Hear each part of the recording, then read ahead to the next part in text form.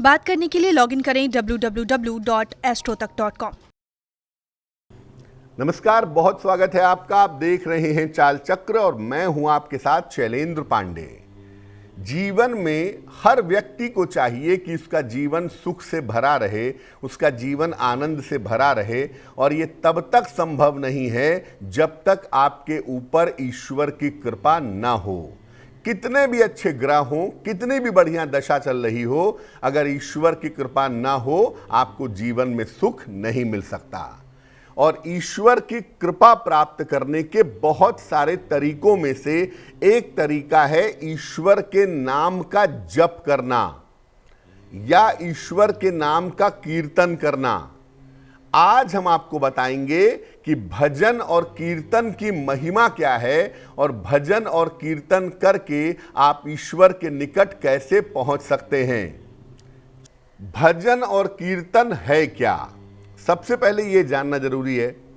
देखिए, व्यक्ति के जीवन में एक ही अवलंब होता है, एक ही सहारा होता है, वो है ईश्वर।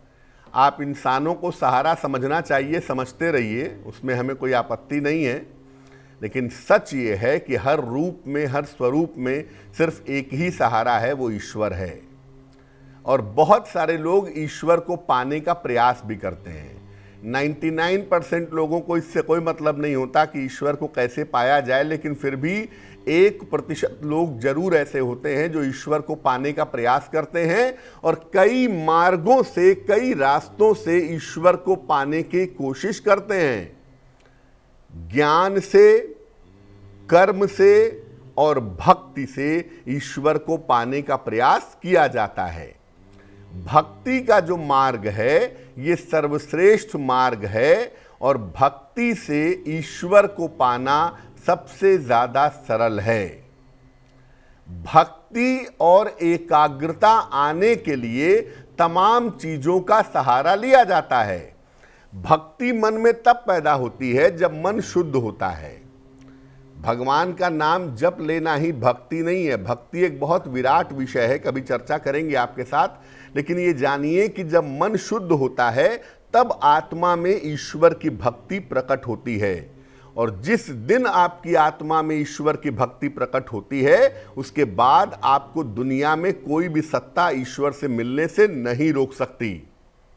लेकिन भक्ति प्रकट करने के लिए कि हमारे मन में ईश्वर की भक्ति आए, जगे, इसके लिए बहुत सारी चीजों का सहारा लिया जाता है, जैसे भजन, कीर्तन और स्मरण। भजन और कीर्तन से मन की अवस्था बहुत तेजी से उन्नत हो जाती है। आपके मन में कितना भी पाप क्यों न हो, आपके मन में कितने भी बुरे विचार क्यों न हो, अगर आप नियमित रूप से भजन कीर्तन करें तो आपका मन पवित्र होता जाएगा। भजन कीर्तन आप मन से कहें तो, बिना मन से कहें तो, मन से सुने तो और बिना मन के सुने तो, अगर आप भजन कीर्तन के संपर्क में आते हैं तो आपका मन और आपकी आत्मा शुद्ध हो जाती है। और भजन कीर्तन करने के बाद अगर ध्यान किया जाए या प्रार्थना की जाए तो वो तुरंत पूरी हो जाती है।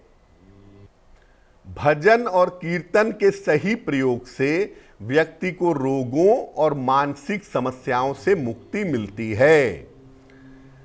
कीर्तन के बारे में कहते हैं, भजन के बारे में कहते हैं कि जहां पर कीर्तन होता है वहां ईश्वर जरूर रहते हैं। नारद ने एक बार पूछा भगवान विष्णु से कि हे प्रभु, आप कहाँ रहते हैं? तो भगवान विष्णु ने नारद से कहा, ना हम वसामि वैकुंठे, हे नारद मैं वैकुंठ में नहीं रहता।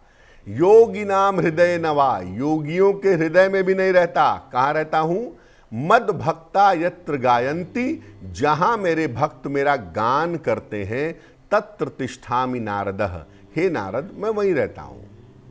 तो जहां कीर्तन होता है, जहां भजन होता है, जहां भगवान का नाम लिया जाता है, वहां पर भगवान रहते हैं, इस बात की गारंटी है। और भजन कीर्तन करने से आत्मा इस कदर शुद्ध हो जाती है कि आप पाप कर करके थक जाएंगे और आपको पापों से मुक्ति मिलती जाएगी। आप इतना पाप कर ही नहीं सकते जितनी आत्मा आपकी पवित्र होती चली जाएगी।